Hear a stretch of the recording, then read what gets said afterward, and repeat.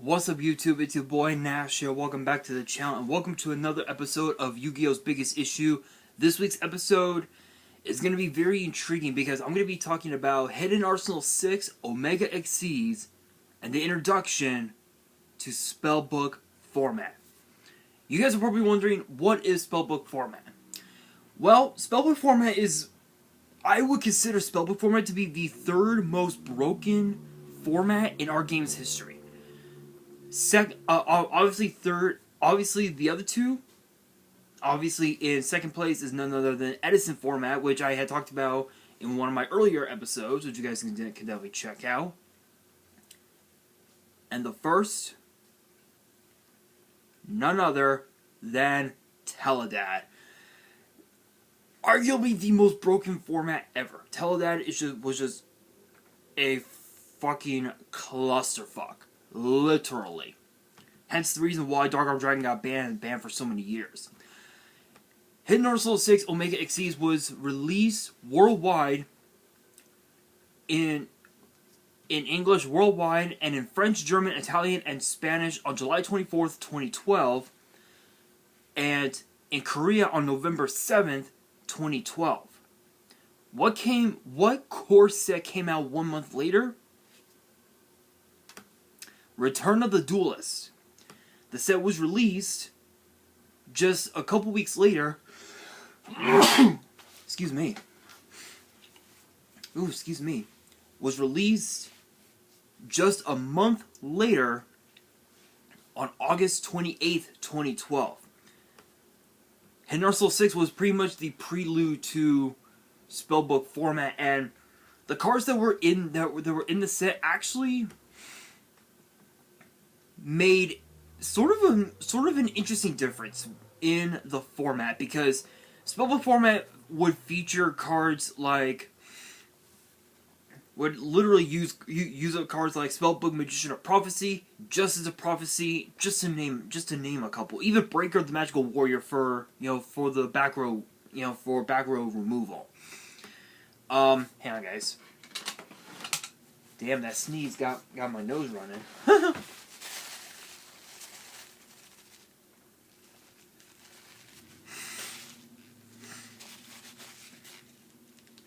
Ah, there we go.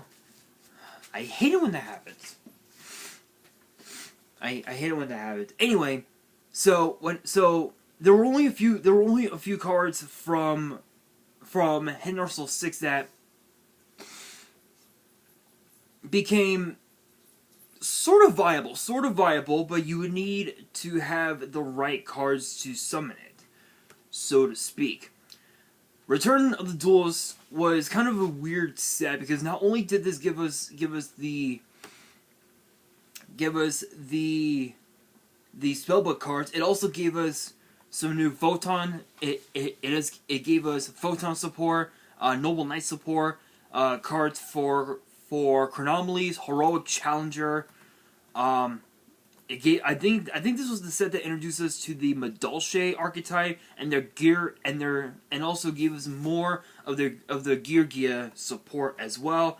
And there's just a bunch of other really crazy cards. So to go through the card list of Return of the Duelist, going in numerical order, you have Noble Knight Goyen, Trance the Magic Swordsman. You had Damage Mage, Zexal Weapon, Phoenix Bow, Photon Caesar, Heroic Champion Spartan, Warhammer, Sword Shield, and Double Lance, Carnally Mayan Machine, Colossal Head, Golden Jet, Crystal Bones, and Crystal Skull, and Carnally Mawai. What do those cards in particular had in common? They were all common and rare, funny enough. Spellbook, Magician of Prophecy, I believe this was the Blue Boy, basically. Blue Boy. As people call it. Amores of Prophecy, Temperance of Prophecy, Strength of Prophecy, Charioteer of Prophecy, excuse me. Madolche Mufule, I believe it's pronounced. Madolche Bapple, Madolche Chevalier, Madolche Mageline, Madolche Butler Rusk, Monolshe Pudding Cess, which I believe was like the big chase card which I believe was one of the big chase cards of the set because of how broken it was in the format back in the day. And the effect red gains 800 attack and defense while you have no monsters in your grave. If this card in your possession is destroyed by an opponent's card and sent to your grave, shuffle this card into the deck. After damage cal, if this card battles an opponent's monster, you can target one card your opponent controls and destroy it. So not only is this So not only were you able to recycle this back into your deck, but you were also able to just completely just ensure that you don't deck out if you went up against a deck that forced you to deck out. This card would just ensure you don't deck out, which is actually kind of funny. Let's see here. Geargiano MK11, I believe. Geargi Accelerator, Geargi Arsenal, Geargi Armor, I believe is how it's pronounced. Uniflora, Mystical Beast of the Forest, Little Trooper, Silver Sentinel, Dust Knight, Block Golem, Atlantean Attack Squad, Illusory Snatcher, Grand Soil, the Elemental Lord. Yeah, this gave us one of the, I believe, the Elemental Lords. This was actually one of them. Grand Soil was one of them. Morning Glacia was like one of the more better ones. We didn't get that until like I want to say like right around Code of the Duelist, if I remember correctly. Right around there actually, which is kind of funny. 3,000 Needles. Goblin Marauding Squad, Heroic Champion Excalibur. This was another one of the chase cards of the set because of the fact that it was just a generic rank 4 for warriors. So if you were playing Warrior Beatdown, there you go, Excalibur, the one for you. And it was actually not only an ultra rare, but also the ulti and the ghost as well, which is kind of crazy. Chronomaly Crystal Chrononaut. Number 33, Chronomaly Machu Mech, Super Dimensional Robot Galaxy Destroyer. Hierophant of Prophecy, Geargigon X, Alchemic Magician, Soul of Silver Mountain, Fairy King Alverdic, I believe it's pronounced, Swordbreaker, Gagaga Revenge, Overlay Regen, Heroic Chance, Chronomaly Technology, Chronomaly Pyramid Eye Tablet, Galaxy Queen's Light, Spellbook of Secrets, Spellbook of Power, Spellbook of Light, of Life, Spellbook of Wisdom, Monolshe Chateau, Where Art Thou, Generation Force, Catapult Zone, Cold Feet, Impenetrable Attack, Gagaga Rush, Heroic Retribution Sword, Stonehenge Methods, Monolshe Lesson, Monolshe Waltz, Monolshe T-Break, Exceed Soul, Compulsory Escape Device, which I believe this one was a bad compulse evacuation. Each player chooses one monster they control, then shovels it into the deck. Yeah, it was a really bad, like a really bad evacuation device. It was just bad. Really bad. Turnabout, Void Trap Hole, 3 of a kind, Soul Drain, Rebound, Lucky Punch, Prophecy Destroyer, Light Ray Mador, Blue Dragon Ninja, Imaruka, I believe is how it's pronounced, Revival Gold, Noble Arms, Gallatin, Spellbook, Library of the Crescent, Advanced Zone, Ninjutsu Art of Shadow Sealing, Chubone, Eco, Mystical Spirit of the Forest, number 6, Chronomaly Atlantis, Miracle Contact, Advanced Dark, Paw Hunter, Maw Hunter, Sis Hunter, number 91, Thunder Spark Dragon, and Spirit Converter. That was the full set list for Return of the Duels, but there was only a few cards that were used during this time. What were they? Pretty much most of the spell books that were in the set. Now, if you look at Hidden Arsenal 6 Omega XYZ, there were a few cards that were still viable during this format because I believe Spellbook. if I remember correctly, it was Spellbook and 3 other decks that were still that were pretty good during this time. And I think Ice Barrier was still pretty viable, if I remember correctly. But to go in numerical order of Hidden Arsenal 6, we have Gemini Crystal, Lava Volcano Handmade. This was one that actually was really good. This was one of the more better, one of the best level tuners of the whole deck itself, because the effect reads, when this card is sent to the grave, if you have a level monster in your grave other than this card, you can send one level monster from your deck to your grave. So it was basically a fool's burial. So if you were to summon a single monster involving this card, you could just foolish burial one of your level monsters directly to your grave, and if it has an effect in the graveyard, you could just trigger it. And depending on the effect, you can pretty much do anything depending on what the effect is. So it was a really... So it was a pretty good card, I would say. Level Cannon, Vylon Sphere, Vylon Tetra, Vylon Stella, Vylon Prism, Vylon Hept, Gishki Reliever, Gishki Noelia, Gusto Squiro, Reese, Whirlwind Augusto, Steel Swarm Gnome, Genome, Steel Swarm Sentinel, Steel Swarm Sting, Steel Swarm Longhorn, Steel Swarm Hercules, Ivagishki Tetroger, Gemini Citrine, Gemini Prismara, Level Stenin, Violent Alpha, Violent Omega, Digusto Spheres, I believe is how it's pronounced, Violent Component, Violent Element, Forbidden Arts of the Gishki, Pyroxen Fusion, Infestation Ripples, Infestation Tool, Gemini Obsidian, Gemini Lolite, I believe is how it's pronounced, Gemini Ember, excuse me, Level Lakeside Lady, Level Codal, Level Blaster, Vylon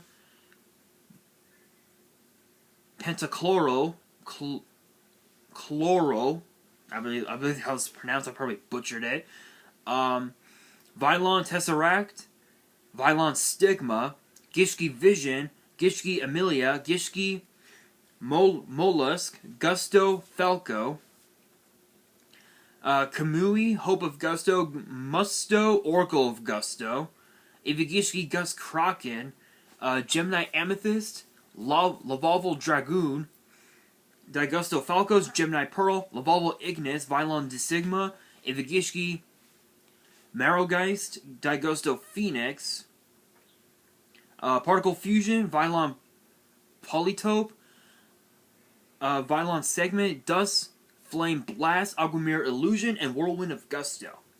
So when you look at this set, what were some of the cards that were used during the time of Spellbook format? There was only a few. One of them was actually Digusto Falcos. It was one of the more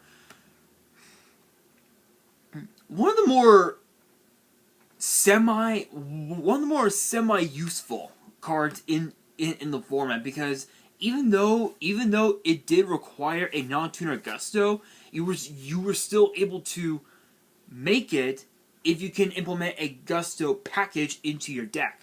And the effect reads, when this card is single summon, all Gusto monsters currently on the field gain 600 attack. So if you were running a Gusto package, those monsters in particular would gain 600. So it wasn't too bad. It wasn't too bad, but it was still pretty cool. Lavalval Ignis was another one that was actually pretty decent, actually. My hair keeps falling off. So it was actually a generic rank 3, so you would need 2 level 3s. And it says, if this card attacks or is attacked during the damage step in another player's turn, you can detach a material from this card. Once per battle, this card gains 500 attack until the end of the turn. So it was pretty viable. It was a generic black pendant with legs, basically. So with Black Pendant, it gains, the monster would gain 500, Ignis gains 500. So that's basically what that card would do. Daigusto Phoenix was another one that was actually kind of interesting, to say the very least. Really interesting, actually kind of funny. It's kind of funny that cards like Daigusto Phoenix was viable, but you weren't running a whole lot of level 2 monsters.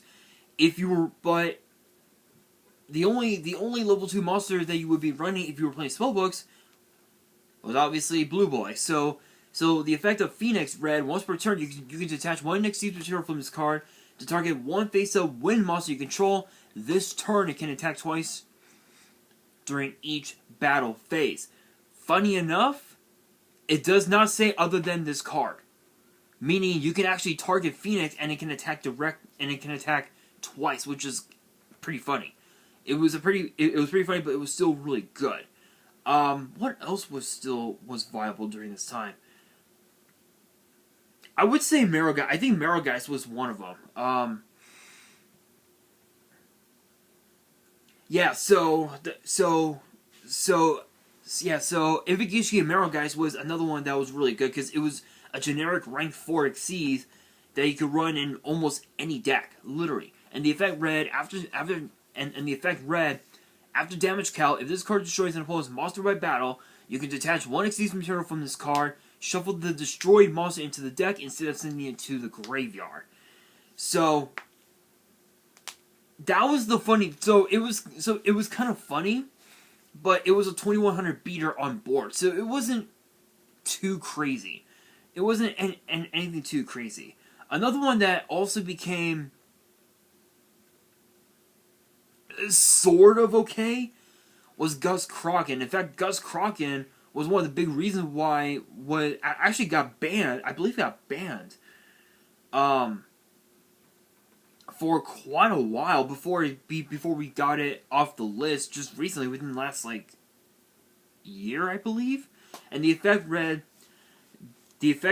you can ritual summon this card with any Gishki ritual spell. When this card is ritual summoned, look at up to 2 random cards in your opponent's hand, shuffle one of them into the deck. So it was like a really bad Trap Dust Shoe. It was basically Trap Dust Shoe, but the only problem is that you can only use that effect upon its summon. So it was a really bad Trap Dust Shoe, basically. You would need 3 of these cards in order to you would need to have at least 3 of them in order to summon it, which was actually kind of funny. Lavalval Dragoon was another interesting one, just because of the fact that, if I remember correctly, there were a lot of people who were actually running a Laval package in certain decks. I think Fire Fist. Did we get Fire Fist? I think we got Fire Fist right around the time of.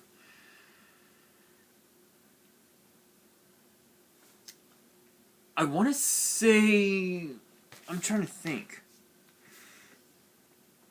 I think it was right around the time of Cosmo Blazer that we got the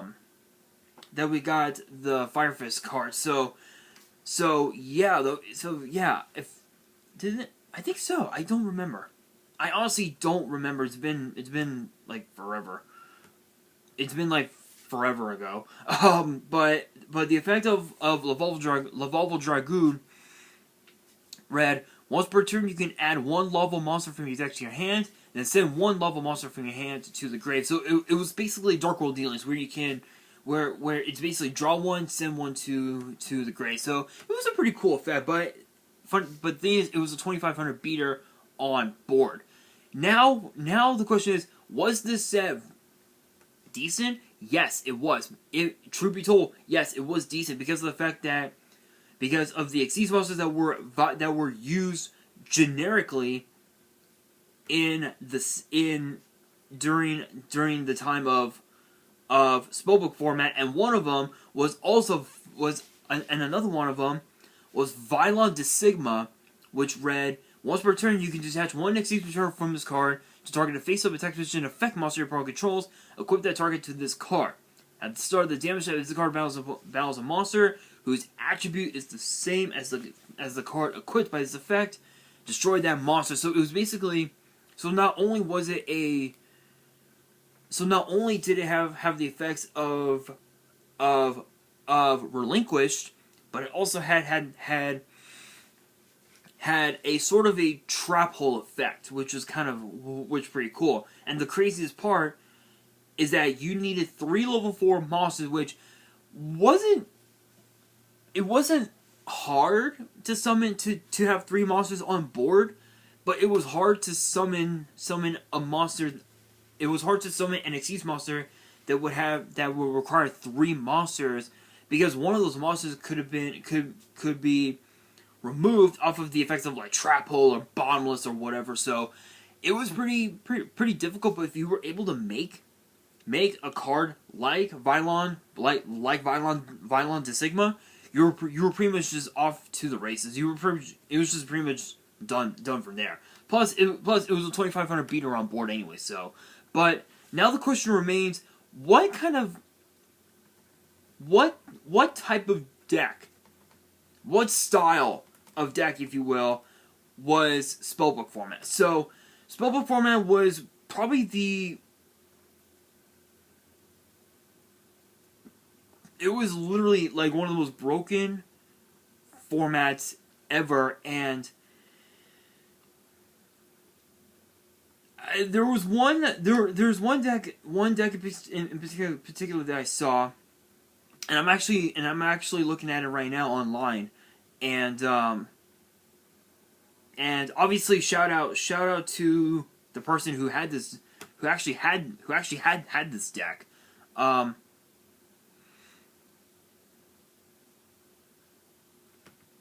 So, for those who have never seen, who were never a part of Spellbook format, like myself, actually, I'm actually looking at the deck, and it's actually pretty just like stupid broken. Hang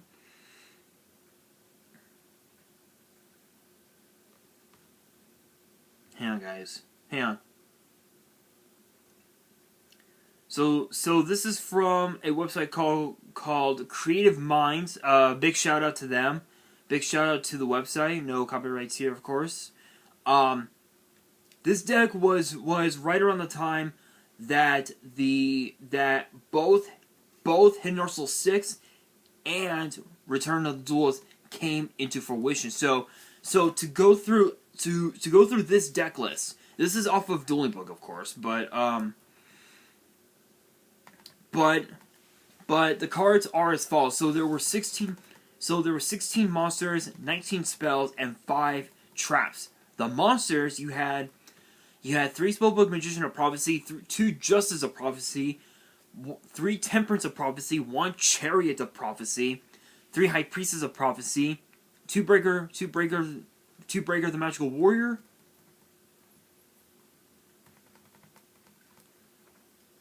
and 2 Effect Veiler. The spells, you had 1 Alma Spellbook, you had 3 Spellbook of Secrets, 3 Spellbook of Power, 1 Goeth Spellbook, I believe is how it's pronounced, I'll probably butcher that one.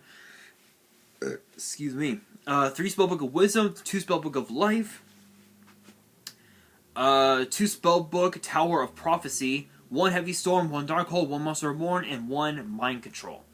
And the traps, you had 2 Compulsory Evacuation Device, 2 Torrential Tribute, and a Solemn Judgment. For the extra deck, you had a Ally of Justice Catastor, a Bryonic Dragon of the Ice Barrier, 1 Arcanine Magician, 1 Black Rose Dragon, 1 Stardust Dragon, 1 Scrap Dragon, 1 Gantetsu, 1 Wind Up Zen Mind, Leviar the Sea Dragon, Maestro the Symphony Djinn, number 50 Black Horn, number 39 Utopia, number 11 Big Eye, Hierophant the Prophecy, and Gaia Dragon the Thunder Charger. In the side deck, he had the 3rd Effect Veiler, the 2 DD Crow, 2 Soul Taker, 3 MST, 2 Night Beam, 2 Royal Decree, 2 Shadow Imprisoning Mirror, and a Chain Disappearance, going up against pretty much any any like chaos and any like dark base decks that were around during the time. But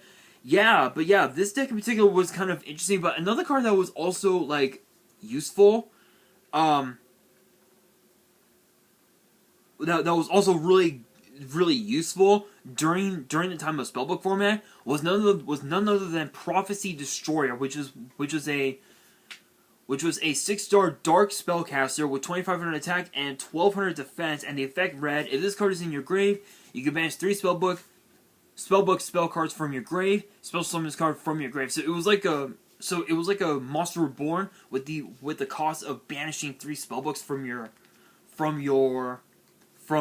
graveyard. So as long as you had a good amount of Spellbook spells in your grave, you could just summon this card over and over and over and over and over and over and over and over again. And the funny thing is that there were actually a few rank 6 there were a couple of rank 6 Xyz monsters that were actually pretty good back in the day. I don't remember which ones they were. I honestly don't remember, but yeah, that was the format. That was Spellbook format. It was one of the more. It was a pretty broken format. In fact, if I remember correctly, let me see.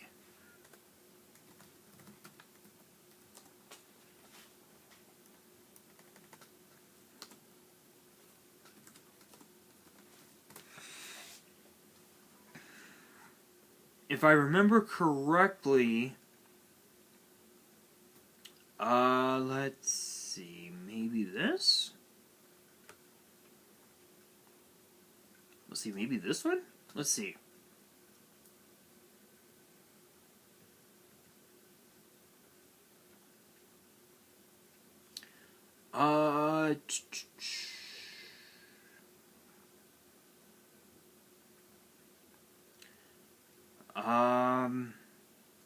Nope, it's not there.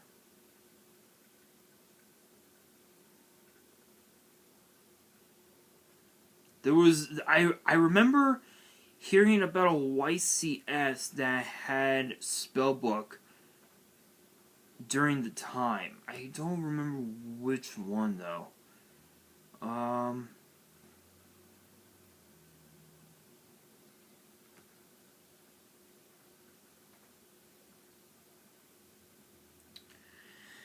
Well, I can't seem to find it because it's nowhere to be found, honestly. But yeah, it was kind of a weird one.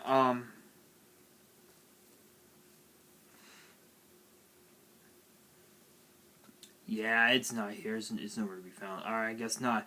Alright, well, yeah, but yeah, anyway, yeah, so, funny enough, there was a YCS from way back in the day. Or rather, or actually a regional,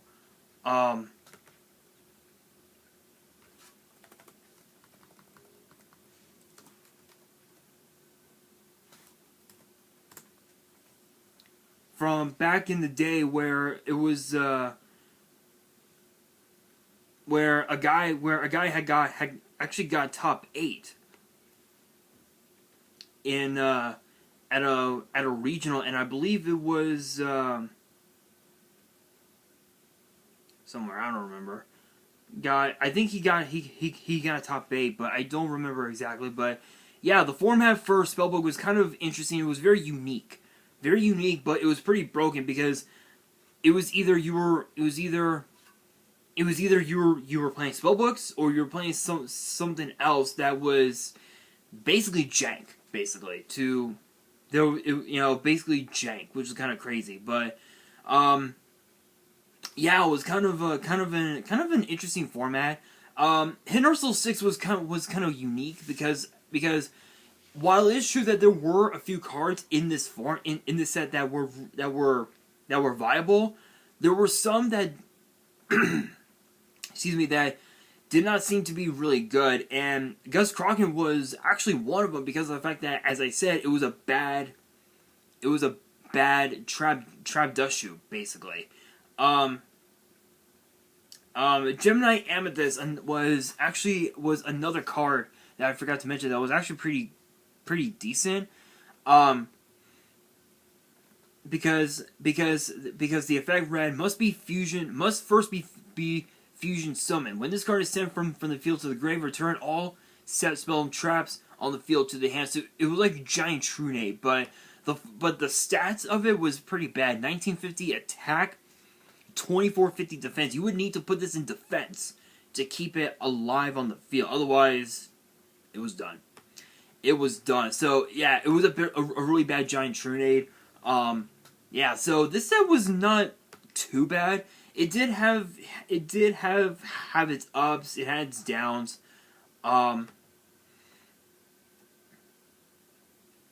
Violent Omega. Oh, I almost forgot. Violent Omega was another one that was actually really good. This one was a broken card, but you would need to run Vylons in order to play it. So the effect read: when this card is synchro summoned, destroy all face-up monsters that were normal summon or set. Once per turn, you can target one Vylon monster in your grave. Equip the target to this card during either player's turn. When a monster effect activates, you can send one equipped card equipped to this card to the grave, negate the activation, and destroy that monster. So not only was it a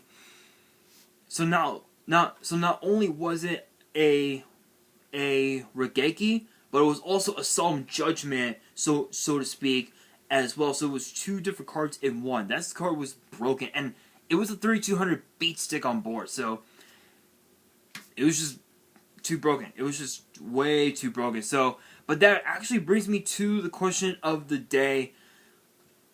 What deck were